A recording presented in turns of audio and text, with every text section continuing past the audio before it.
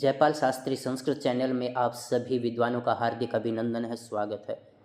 आप हमारे इस चैनल को लाइक, शेयर और सब्सक्राइब कर लें, जिससे आपको आने वाली जो अन्य परीक्षाओं से संबंधित वीडियो हैं वो समय पर उपलब्ध हो सकें। आज हमारा जो पाठ्यक्रम है, जो हमारा विषय है, वो है एचटेट में आने वाली आया हुआ जो प्रश्न पत्र है लेवल 2 का 2023 का, उसकी हम पुनरावृत्ति करने जा रहे हैं। तो आप हमारे इस चैनल को सब्सक्राइब ज़रूर करें, जिससे आपको आने वाली जितनी भी वीडियो हैं वो समय पर उपलब्ध हो सकें। तो हमारा जो पहला प्रश्न है वो प्रश्न देखिए। 91 का प्रश्न है, संधि दृष्टया असमीचीनं विकल्पं चिन्वन्तु। तो प्रेक्षते वेदार्क अधर्मणः गुणसंधि। तो ये आपके गुण प्रेक्षते भिन्न आ गया और आपके गुण संधि के हैं। ऑप्शन 2 देखिए, बिंबौष्ठी स्थूलौतुः राजै सह वृद्धि संधि। आपने बिंबौष्ठः पढ़ा था तो वो पर रूप था। प्रार्थति कन्यार्जने उपार्छन वृद्धि संधि। तो ये आपके वृद्धि संधि के नहीं हैं, ये आपका प्रार्थति, ये पर रूप प्र प्लस रिच्छति, वहाँ पर आपका क्या हो गया था, उपसर्गा धृति धातु सूत्र से वृद्धि रेखा देश हो गया था। कन्यार्जने ये आपका गुण का हो गया और उपार्छन ये भिन्न हो गया। तो ये जो असमीचीन अर्थ है तो वो आपका 3 नंबर का है। प्रेजते, उपोसति और कुल्टा ये पर रूप के हैं ही। जैसे प्रेजते एंगी पर रूपम, उपोसति एंगी पर रूपम, कुल्टा अच्वंत्यादि टी और स्कंध्वादि सुपर रूपम वाच्यम। तो इस तरह से ये आपका ऑप्शन सही हो जाएगा। आगे आपका जो ऑप्शन है वो देखिए, 92 का प्रश्न है। ये प्रश्न आपका एचटेट में काफ़ी बार आ चुका है। इसमें पूछा है कि प्रसक्तस्य अदर्शनम किम संज्ञम स्यात्। प्रसक्त अकेला यदि शब्द दे देता तो प्रसक्त की आपका क्या हो जाता, अदर्शन हो जाता। लेकिन प्रसक्त और अदर्शन की कौन सी संज्ञा होती है, तो वो होती है आपकी लोप संज्ञा। तो ये आप ध्यान दें कि यहाँ जहाँ पर भी आपका प्रसक्तस्य अदर्शन आ जाएगा, दोनों शब्द इकट्ठे होंगे तो वो लोप होगा। केवल अकेला प्रसक्तस्य ऐसा पूछेगा तो वो आपका अदर्शन होगा। लेकिन इसमें 92 के प्रश्न में दोनों ही दे दिए, तो इसलिए आपका यहाँ प्रसक्तस्य अदर्शनम की संज्ञा क्या होगी, वो लोप हो जाएगी। 93 का जो प्रश्न है वो प्रश्न देखिए। रामायणस्य कस्मिन् कांडे सर्वाधिकाः सर्गाः सन्ति। तो वो आपका उत्तर जो कांड है उसमें सर्वाधिक जो सर्ग हैं वो हैं। एक बार आपके स्क्रीनिंग में पूछा हुआ है कि रामायण में कितने सर्ग हैं, तो 645 रामायण में सर्ग हैं। ये आप ध्यान रखें कि आपके जो रामायण में सर्ग हैं वो हैं 645, और सबसे ज़्यादा जो सर्ग हैं वो है आपका युद्ध कांड। 93 का प्रश्न है। ये 94 का प्रश्न देखिए अब। संयोग संज्ञायाः संबंधः एतेन सह वर्तते। अब संयोग संज्ञा का प्रश्न हर बार एचटेट में आया है, किसी भी प्रकार से उसने घुमा फिरा करके दिया है तो आपको समझ आना चाहिए ये व्यंजनों के साथ होगा। तो आपका जो ऑप्शन 1 है ये आपका बिल्कुल सही ऑप्शन हो जाएगा। ऑप्शन 1 संयोग संज्ञा करने वाला सूत्र कौन सा है, हलोनंत्राः संयोगः। अजभिर्व्यवहिता हलः संयोग संज्ञः स्यात्। तो यहाँ पर आपका व्यंजनों के साथ संयोग संज्ञा होती है। जहाँ पर भी स्वरों के व्यवधान से रहित 2 या तो से अधिक व्यंजन होंगे वहाँ संयोग संज्ञा होगी। सूत्र है हलोनंत्राः संयोगः। 95 का प्रश्न देखिए। कस्मिन् महाकाव्ये पाषाण त्रयी वर्तते। पाषाण त्रयी का मतलब बहुत ही कठोर सर्ग हैं वो, तो वो आपके किरातार्जुनीयम के हैं। शिशुपाल वध किसकी है, माघ की है। निषिद्ध चरितम श्रीहर्ष की है। किरातार्जुनीयम भारवी की है और रघुवंश कालिदास की है। तो किरातार्जुनीयम के जो 3 पहले अंक हैं, सर्ग हैं, वो पाषाण तरई के नाम से जाने जाते हैं। 96 का जो प्रश्न है, बालकः ग्रामं गच्छन् तृणं स्पृशते। तो यहाँ आपने तथा युक्तम चानिप्सितम सूत्र पढ़ा था, तो उस सूत्र के अनुसार यहाँ पर जो अनिप्सित है उसकी कर्म संज्ञा होती है, और अनिप्सित की कर्म संज्ञा जो तथा युक्तम चानिप्सितम है उस सूत्र से होती है, और जो इप्सित होता है उसकी भी कर्म संज्ञा होती है, और उसकी कर्म संज्ञा करेगा कर्तुरिप्सितमम कर्म। तो यहाँ पर अनिप्सित क्या है? तृणम। तो जो तृणम है ऑप्शन 3 ये आपका सही उत्तर है। क्यों? क्योंकि गांव में जाते हुए तिनके का स्पर्श करना जरूरी नहीं है। तो 97 का जो प्रश्न है, अधोलिखितेषु अभेद प्रधानो अलंकारः कः। तो जहाँ पर भी अभेदारोप आ जाए वहीं पर आपका रूपक अलंकार हो जाएगा। तो ऑप्शन 1 आपका बिल्कुल सही है। तो आप ये प्रश्न भी हर अचटेट में आया है, तो ये इस पर भी पूरा ध्यान दें कि जहाँ पर भी अभेद शब्द दिख जाए, अभेदारोप जहाँ पर भी दिखाई दे जाए तो वहीं आपका रूपक अलंकार होगा। 98 का प्रश्न है, महाभारतस्य कस्मिन् पर्वणि शकुंतला उपाख्यान प्राप्तम। तो वो आपका आदि पर्व होगा। तो जो आपका आदि पर्व है महाभारत का, उसमें शकुंतला उपाख्यान वर्णित है, तो ये आदि पर्व से लिया गया है। और महाभारत में कितने पर्व हैं? 18 पर्व हैं। तो गीता किस पर्व में है? 6ठे पर्व में है, और उसका नाम है भीष्म पर्वणि। अर्थात पर्वणि शब्द सप्तमी विभक्ति है, भीष्म पर्व, भीष्म पर्वणि, कुछ भी आप कह सकते हैं। तो पर्व जो शब्द है ये नपुंसकलिंग है, पर्व, पर्वणि, पर्वाणि, ऐसे रूप चलेंगे।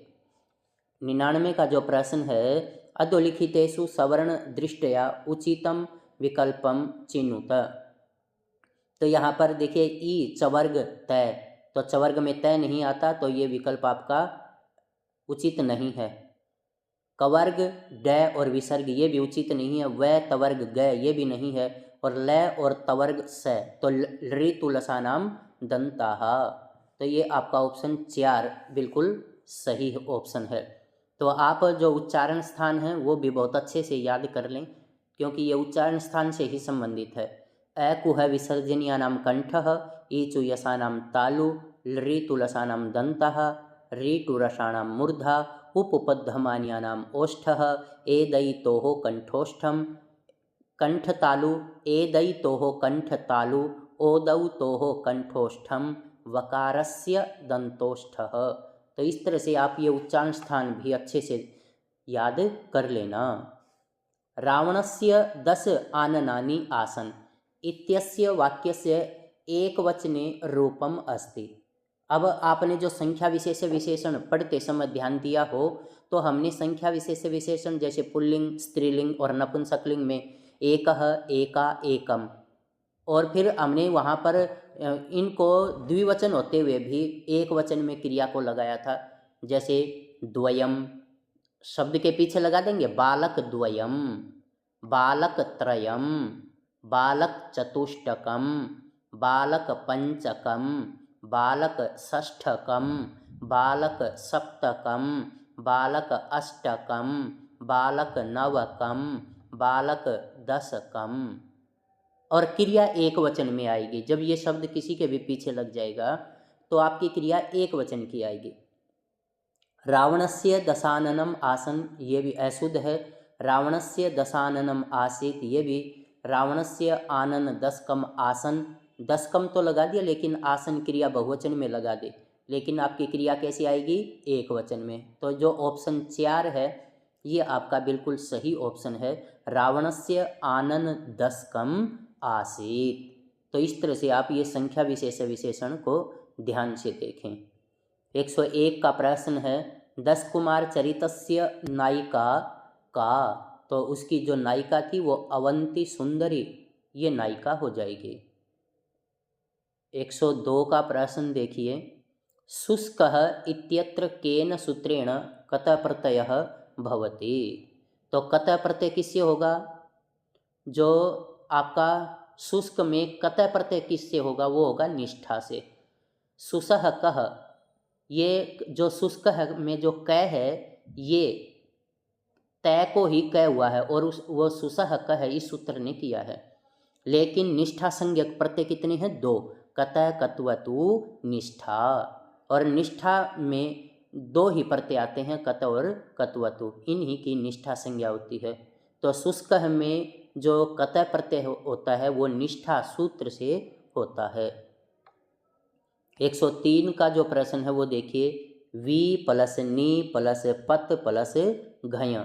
तो आपका 1 नंबर का जो है वो बन जाएगा विनिपातः। वी और नी, इनमें देखो ह्रस्व ई है और तीनों में कहीं वी की कहीं नी की दीर्घ ई कर दी गई, तो ये आपके अशुद्ध हो जाएंगे। तो और घय का ए बचेगा और उपधा को दीर्घ हो जाएगा, और उपधा को दीर्घ करने वाला सूत्र है अतः उपधायाः। तो विनिपातः आपका रूप बन जाएगा। 104 का जो प्रश्न है, गोसु कृष्णा बहुक्षीरा। तो जो गायों में कृष्णा है, जो सांवली जो गाय है वो बहुत दूध देने वाली होती है।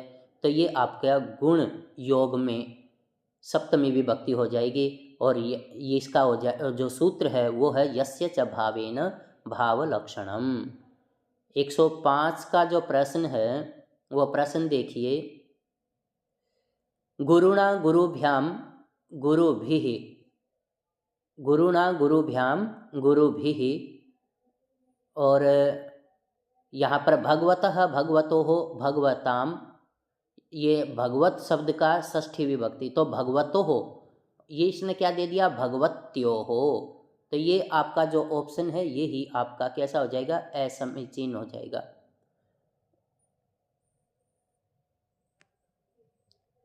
106 का जो प्रश्न है वो प्रश्न देखिए,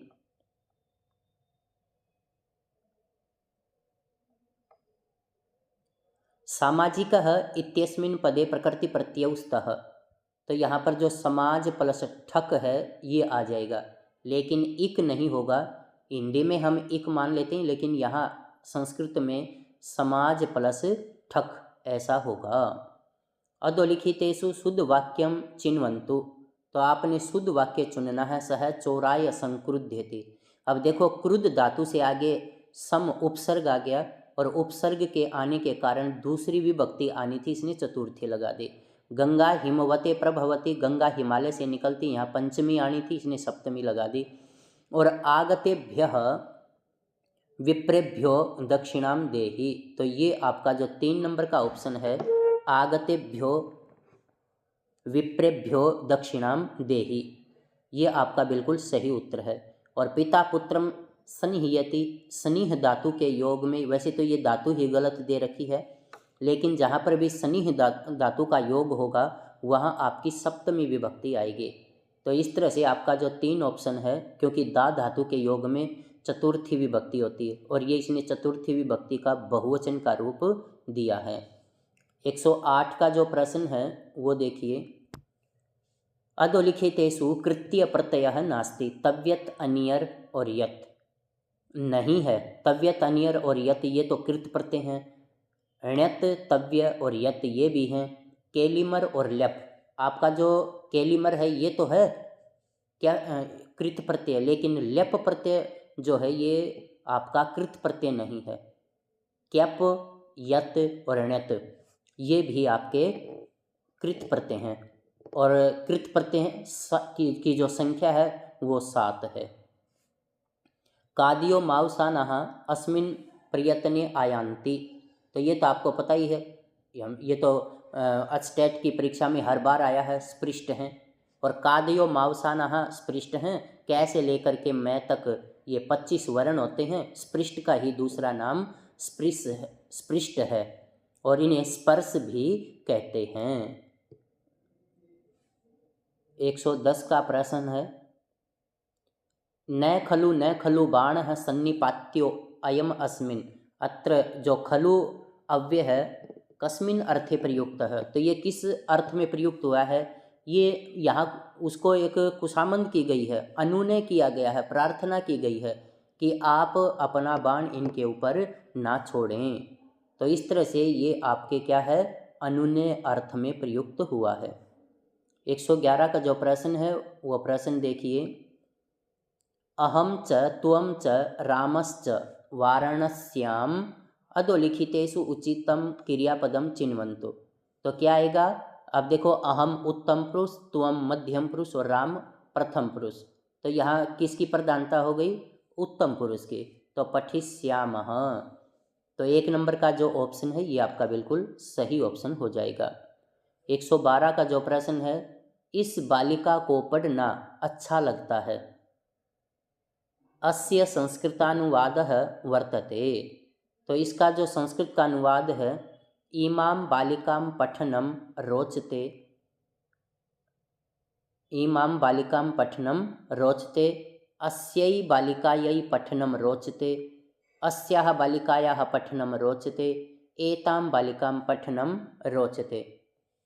तो ये जो ऑप्शन 2 है, अस्यै बालिकायै पठनं रोचते, इस बालिका को पढ़ना अच्छा लगता है। तो रुच धातु के योग में चतुर्थी विभक्ति होती है। तो इस तरह से यहाँ आपकी चतुर्थी विभक्ति का प्रयोग कर दिया गया है। 113 का जो प्रश्न है वो प्रश्न देखिए, वासवदत्ता ग्रंथस्य नायकः कः? तो वासवदत्ता जो ग्रंथ है उसका नायक है कंदर्प केतुः। 114 का प्रश्न है, नमः अव्ययोगे का विभक्ति स्यात्? जो अव्यय पद है नमः, इसके योग में कौन सी विभक्ति होती है? चतुर्थी। गणेशाय नमः। तो इस तरह से नमः के योग में चतुर्थी विभक्ति होगी।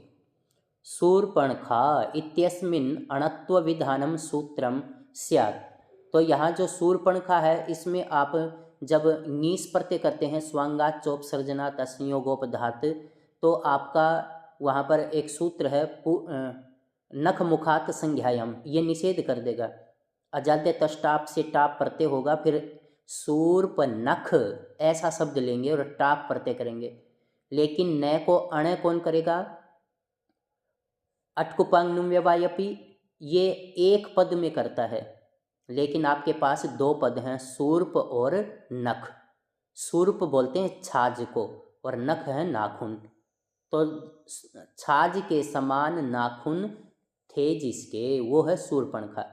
तो अटकुपांग नुम्यवायपी एक पद में करेगा, आपके पास ये 2 पद हैं। रसाभ्याम नोण समान पद, ये भी एक पद में करता है।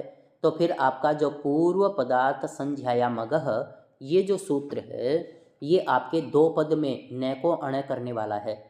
तो यहाँ पूर्व पदार्थ संध्यायामगः, इस सूत्र से शूर्पण का जो शब्द है इसमें न को अण हो जाएगा।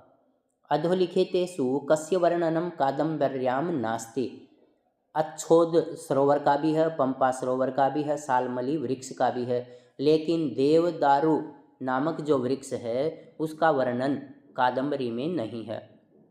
तो जो देवदारू है उसका वर्णन किस में है? रघुवंश के दूसरे सर्ग में। अभिमुखीकरणे का विभक्ति भवति? अभिमुखीकरण में कौन सी विभक्ति होती है? प्रथमा विभक्ति होती है।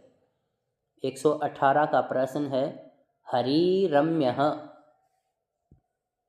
रोसुपी ड्रैलोपे पूर्व से दीर्घवर्ण है, रोरी ड्रैलोपे पूर्व से दीर्घवर्ण है। तो आपका जो 3 नंबर का ऑप्शन है वो आ जाएगा।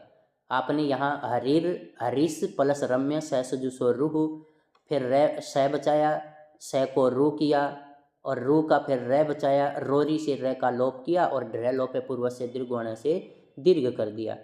पुनः रमते हरि रम्य शंभुराजते। तो ये आपके 3 रूप हैं और ये हर बार आपके परीक्षा में आया है। स्टेट का अभी तक मैंने जितने भी आपको वीडियो उपलब्ध कराई हैं उसमें ये ड्रैलोपे पूर्व से दीर्घवर्ण है, इसका उदाहरण आ गया या फिर ये सूत्र आ गया। तो ये आप ध्यान से करें। जैसे अंतर्राष्ट्रीय, ये भी एक परीक्षा में पूछा जा चुका है। 119 का जो प्रश्न है वो प्रश्न देखिए, गुरुः छात्रेण सह विद्यालयं गच्छति इत्यस्य वाक्यस्य कर्मवाच्यं स्यात्। तो इसका जो कर्मवाच्य है वो क्या बनेगा? गुरुणा सह छात्रः विद्यालयं गच्छति। अब गुरुणा सह छात्रः विद्यालयं, ये विद्यालय शब्द में परिवर्तन नहीं किया। गुरुः छात्रेण सह, गुरु में तृतीया आनी चाहिए थी, गुरुणा छात्रेण सह विद्यालयम गम्यते, ये भी गलत है।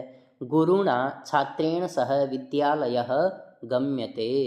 तो ये जो ऑप्शन 4 है ये आपका बिल्कुल सही ऑप्शन है। गुरुणा छात्रेण सह विद्यालयः गम्यते।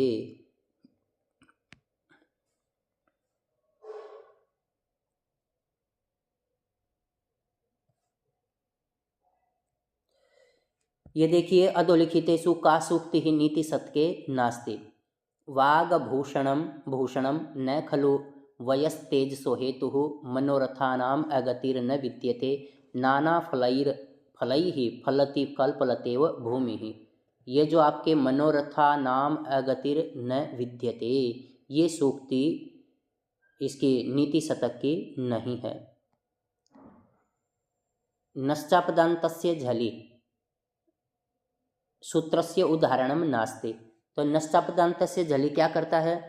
पद के बीच में मकार और नकार को न करने वाला सूत्र है। तो यह जैसे यशांसी, पयांसी, आक्रंसते, नंस्यति, हंसी, ये सारे के सारे नश्चापदान्तस्य झलि के हैं। लेकिन हन प्लस यते में क्या बनेगा? हन्यसे।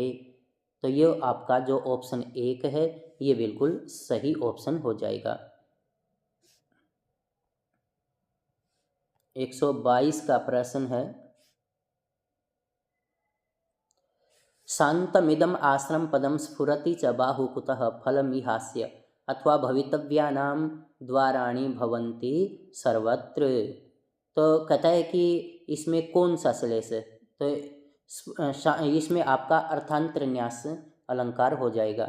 क्यों हो जाएगा? क्योंकि जहाँ पर भी सामान्य का विशेष और विशेष का सामान्य से जहाँ तुलना कर दी जाए वहाँ आपका अर्थांतर न्यास अलंकार होता है। तो यहाँ आपका जो शांतमिदम आश्रम पदम स्फुरति च बाहु कुतः फलम इह अस्य, तो ये आपका अभिज्ञान शाकुंतलम का श्लोक है और इसके अंदर अर्थांतर न्यास अलंकार है। सर्गधरा आदौ गणः भवति, ये प्रश्न भी आपके हर अचटेट में आया है। सर्गधरा का जो पहला वो होता है वो मगण होता है और इसके अंदर 21 वर्ण होते हैं। और यति त्रिमुनि यति युता, ये प्रश्न तो हर अचटेट में पूछा गया है। तो सर्गधरा के हर प्रकार से आपने ध्यान करना है, चाहे वो उसका प्रारंभ पूछे, चाहे अंत पूछे, चाहे अंत में कितने लघु कितने गुरु होते हैं या कितने अक्षरों पर यति होती है, इस तरह से इसमें कितने वर्ण होते हैं। तो सर्गधरा का बहुत अच्छे से आप याद कर लें। अधोलिखितेषु अव्ययम नास्ति, इसमें अव्यय पद नहीं है। तथा, यतः, किम और ताम। अब यह जो तथा, यतः, किम ये आपके अव्यय पद हैं। लेकिन ताम, सा ते ताह, ताम ते ताह, तो ये तो तद जो शब्द रूप है उसका स्त्रीलिंग दूसरी विभक्ति एक वचन है। तो ये आपका 124 का जो प्रश्न है इसका जो ऑप्शन 4 है ये बिल्कुल सही ऑप्शन है। अष्टादश भाषावार विलासिनी भुजंगः इति विरुद्धेन कह भूषितः। तो यह जो आपका विश्वनाथ आचार्य हैं ये इस उपाधि से भूषित हैं, विश्वनाथ। और विश्वनाथ ने क्या लिखा है? साहित्य दर्पण। और साहित्य दर्पण किस में विभक्त है? परिच्छेदों में। और परिच्छेद कितने हैं? 10 परिच्छेद हैं। तो ये प्रश्न भी आपके परीक्षा में पूछे जा सकते हैं कि विश्वनाथ का जो साहित्य दर्पण है वो किस में विभक्त है? परिच्छेदों में। और कितने परिच्छेद हैं? 10 परिच्छेद हैं।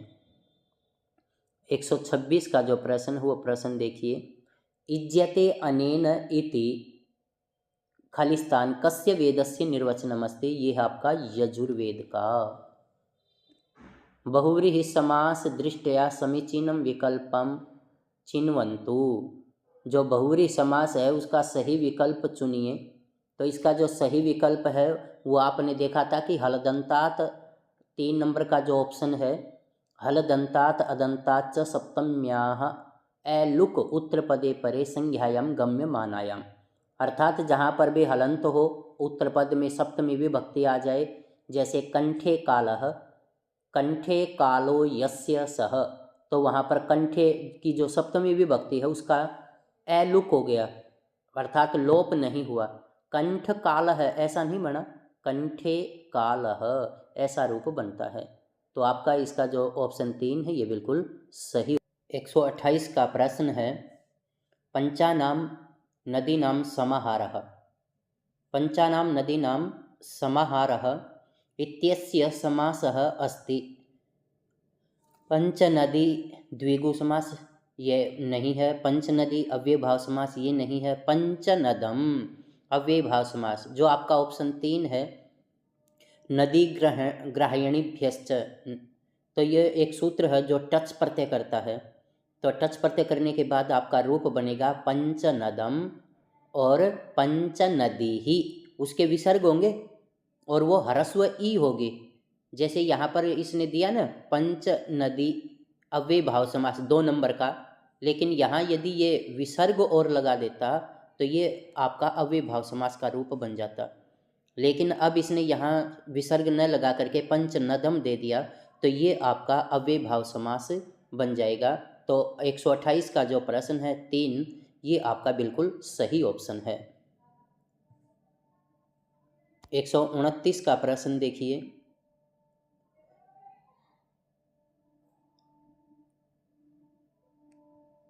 अधोलिखितेषु भट्ट मथुरानाथ शास्त्रिणः रचना नास्ति।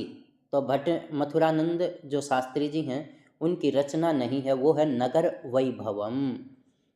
तो 129 का ऑप्शन 3 बिल्कुल सही ऑप्शन है। 130 का प्रश्न है, अधरः किसलय रागः कोमल विट्पानुकारिणौ बाहु इत्यत्र को अलंकारः।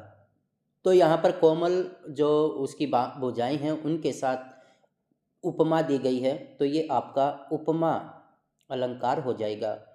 तो 130 का ऑप्शन 3 बिल्कुल सही उत्तर है।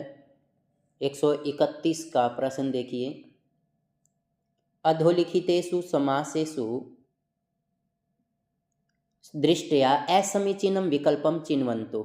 अश्वाय घासः इति अश्वघासः, तपसः वनम् इति तपोवनं, कुत्सितो रथः इति कदर्थः, सर्वा च असौ रात्रिः इति सर्वरात्रः। तो यहाँ पर जो सर्वा च असौ, असौ होता है जो आपका पुल्लिंग शब्द, सर्वा च इयं रात्रिः इति सर्वरात्रः ऐसा बनना चाहिए। तो आपका जो ऑप्शन 4 है ये आपका बिल्कुल सही ऑप्शन है। लेकिन अचटैट ने अश्वाय घासः इति अश्वघासः ये माना हुआ है, जो गलत है और छात्रों को इसके नंबर भी दिए गए थे। तो आपका 131 का जो प्रश्न है उसका ऑप्शन 4 बिल्कुल सही उत्तर है। 132 का जो प्रश्न है, कारक प्रयोग दृष्टया वाक्यमिदं शुद्धम अस्ति। तो यहाँ पर देखिए, भक्तः रोचते भक्ति ही, तो रुच धातु के योग में चतुर्थी होती है, तो यहाँ चतुर्थी का प्रयोग नहीं है। देवदत्तम श्लाघते, तो यहाँ पर देवदत्ताय श्लाघते। वैकुंठम अध्यास्ते हरिः, तो यहाँ आपने देखा था कि जहाँ पर भी अदि उपसर्ग और आस धातु आ जाएगी वहीं पर दूसरी विभक्ति हो जाएगी अधि सिंह स्थासाम कर्म। और अधि सिंह स्थासाम जो कर्म सूत्र है वो आधार अर्थात अधिकरण अर्थ में कर्म संज्ञा करता है। तो 132 का जो ऑप्शन 3 है ये आपका बिल्कुल सही हो जाएगा। वैकुंठे अध्यास्ते हरि, वैकुंठे ये सप्तमी लगा दी इसलिए ये आपका ऑप्शन सही नहीं है। तो अधि उपसर्ग पूर्वकात स्था सिंह और आस धातु का योग हो जाएगा, तो दूसरी विभक्ति आ जाएगी। तो 132 का जो 3 ऑप्शन है ये बिल्कुल सही ऑप्शन है। 133 का जो प्रश्न है वो देखिए, वेद पुरुषस्य मुखम किम स्मृतम। वेद पुरुष का जो मुख है वो क्या कहा गया है? तो आपने को पता ही है, तो व्याकरणम वेदस्य मुखम, अर्थात व्याकरण को मुख कहा गया। छंदः पादौ कल्पः हस्तौ और शिक्षा ग्रहण। छंद जो है, छंदः हस्तौ, छंद को हाथ बोला गया है, कल्प को पैर बोला गया है और शिक्षा को ग्रहण बोला गया है और व्याकरण को मुख कहा गया है। तो इस तरह से आपका जो 133 का प्रश्न है उसका 2 ऑप्शन बिल्कुल सही ऑप्शन है।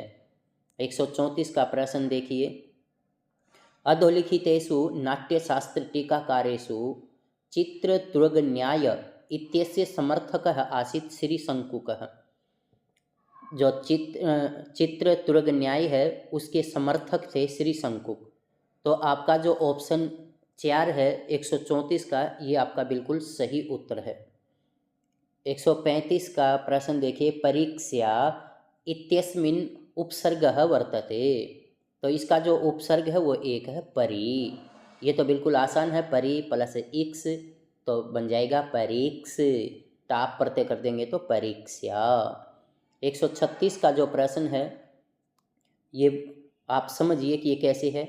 सह रजकाय वस्त्रम ददाति, दा धातु के योग में चतुर्थी विभक्ति होती है, लेकिन जहाँ पर कोई वस्तु देकर वापस न ली जाए वहाँ चतुर्थी, लेकिन जहाँ पर कोई वस्तु देकर वापस ले ली जाए वहाँ पर आपकी षष्ठी विभक्ति आएगी। तो रजक होता है धोबी, तो धोबी को वस्त्र देता है, इसका मतलब वो उसे प्रक्षालित करवा के वापस ले लेगा। तो जहाँ पर भी धोबी को वस्त्र दिए जाएं और वापस ले लिया जाए वहाँ आपकी षष्ठी विभक्ति आएगी। तो सह रजकस्य वस्त्राणि ददाति, तो दा धातु के योग में जहाँ वस्तु देकर न ली जाए वहाँ चतुर्थी, जहाँ वस्तु देकर वापस ले ली जाए वहाँ षष्ठी, लेकिन जहाँ पर अशिष्ट व्यवहार हो और दा धातु का प्रयोग हो तो वहाँ तृतीय विभक्ति का प्रयोग होगा। 137 का प्रश्न है, नवपलाश पलाश वनम पुरः अत्र किम छंदः। तो यहाँ आपका जो 137 है इसका ये द्रुत विलंबितम छंद आ जाएगा। अन अनुभूय, ये 138 का जो प्रश्न है, इत्यस्मिन् पदे कति उपसर्गाः सन्ति।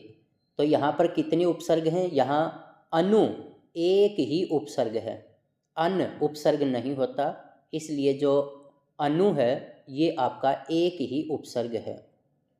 139 का प्रश्न देखिए, अधोलिखितेषु पूर्व सवर्ण संधेः उदाहरणम नास्ति।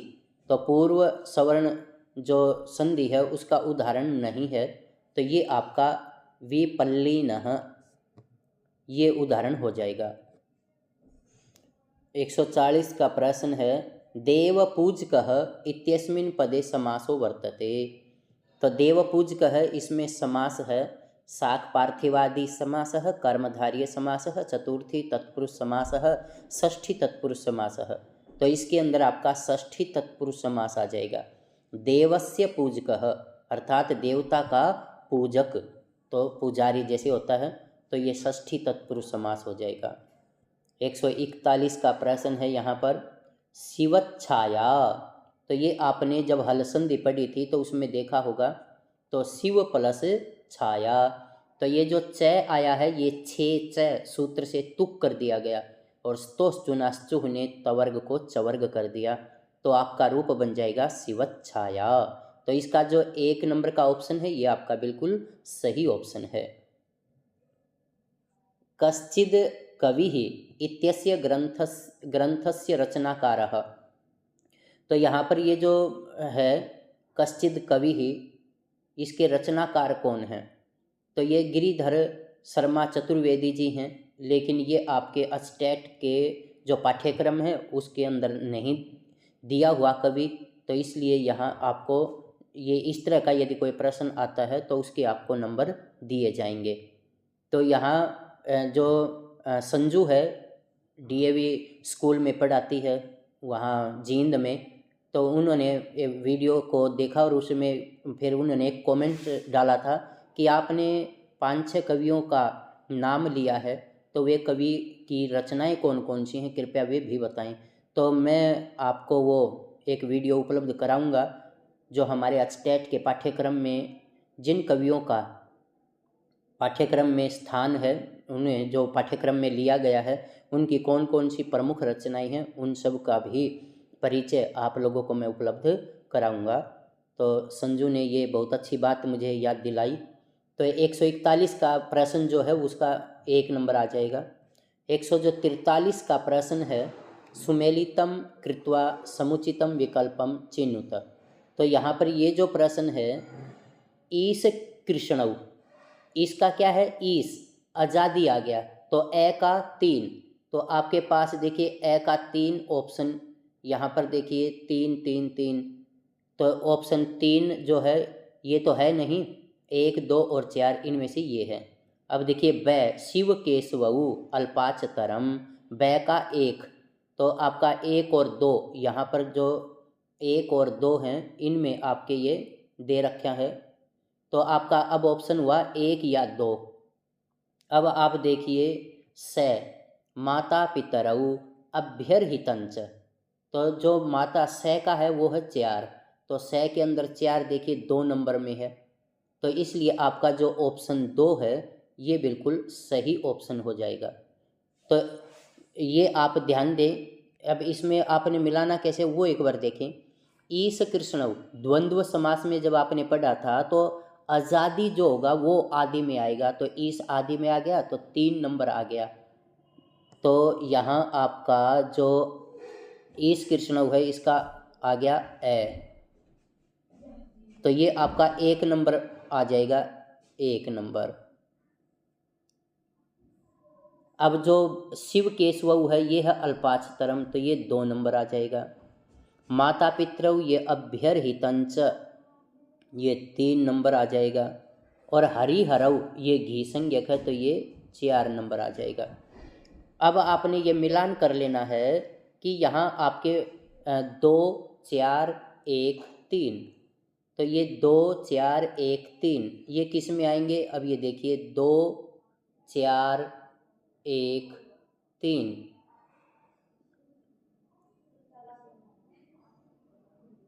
तो इस तरह से आप जब मिलान करेंगे तो आपका जो ऑप्शन 2 है 2 4 1 3, तो इस तरह से आप जब इसको मिलान करेंगे तो ये आपका 2 नंबर ऑप्शन बन जाएगा। 144 का प्रश्न है, भस्मीभूतस्य देहस्य पुनरागमनं कुतः, अत्र पुनः अव्यय सन्नि कस्मिन् अर्थे प्रयुक्तः। तो ये जो यहाँ इसने प्रश्न पूछा ये दोबारा अर्थ में प्रयुक्त हुआ है, बार बार अर्थ में नहीं है, तो अर्थ में नहीं है, निश्चय अर्थ में नहीं है, बल्कि दोबारा अर्थ में है। अर्थात जब शरीर भस्म हो जाएगा तो दोबारा आना कहाँ संभव है। तो ये आपका चारवाक का दर्शन, चारवाक दर्शन का लक्षण है। 145 का जो प्रश्न है वो प्रश्न देखिए, नी धातोः लृट लकारे प्रथम पुरुष एक वचने रूपम, तो क्या रूप बनेगा वो देखिए, नेस्यति। 1 नंबर का जो ऑप्शन है ये आपका ऑप्शन सही है, नेस्यति। 146 का जो प्रश्न है वो देखिए, अधोलिखितेषु कह छंदः त्रिष्टुप जाति अंतर्गते स्यात्। अब यहाँ छंद जो शब्द है ये नपुंसकलिंग है, तो किम छंदः ऐसा आना चाहिए था, लेकिन इसमें ये गलत छपा हुआ है कह छंदः। क्यों? क्योंकि छंदः छंदसी छंदांसी ऐसे रूप होते हैं। तो आपका जो इंद्र वज्रा जो छंद है ये त्रिष्टुप जाति के अंतर्गत भी आता है। तो ये वैदिक जो छंद है त्रिष्टुप और लौकिक इंद्र वज्रा जो छंद है ये एक समान माने गए हैं। तो 146 का जो 2 ऑप्शन है ये बिल्कुल सही ऑप्शन हो जाएगा। 146 का जो प्रश्न है वो देखिए, अधोलिखितेषु उपसर्ग रहितम विकल्पम चिन्वन्तु। विज्ञानम ये उपसर्ग से युक्त है, परिगच्छति, निपतति और अकुर्मः, तो ये आपका लंग लकार उत्तम पुरुष बहुवचन का रूप है, तो इसमें कोई उपसर्ग नहीं है। तो 147 का 4 नंबर का जो ऑप्शन है ये बिल्कुल सही ऑप्शन है। 148 का प्रश्न देखिए, उष्णिक छंदसी कति वर्णाः भवन्ति, तो जो उष्णिक छंद है उसमें कितने वर्ण होते हैं, तो उसके अंदर आपके 24 वर्ण होते हैं।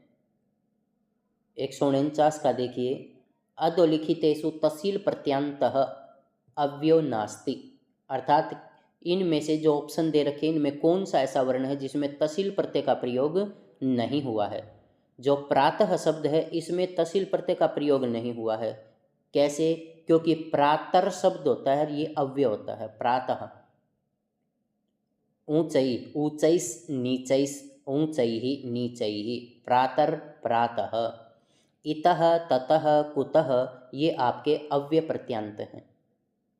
तो इस तरह से आपका जो 149 का प्रश्न है उसका एक ऑप्शन बिल्कुल सही ऑप्शन है। 150 का जो प्रश्न है वो प्रश्न देखिए। अप उपसर्ग पूर्वकः इक्स धातोः लट लकारे प्रथम पुरुषैक वचने रूपम। तो जो आपका अप उपसर्ग है ये यदि लगा दें तो इक्स धातु का लट लकार प्रथम पुरुष एक वचन में क्या रूप बनेगा? तो वो रूप बनेगा आपका अपेक्षते। तो अप उपसर्ग है, इक्स धातु है, आदि गुण से गुण हो जाएगा, अपे बन गया, तय प्रत्यय है, टित आत्मनेपदा नाम टेरे, सूत्र आ जाएगा। तो इस तरह से आपका जो 150 का प्रश्न है उसका 3 ऑप्शन बिल्कुल सही है। तो आपने देखा कि ये जो आपका टीजीटी लेवल का लेवल 2 का संस्कृत का प्रश्न पत्र था 2023 का, इसकी हमने पुनरावृत्ति की है। और पहले वाले जो प्रश्न पत्र थे उनमें से भी 1-2 प्रश्न इसमें आया हुआ है।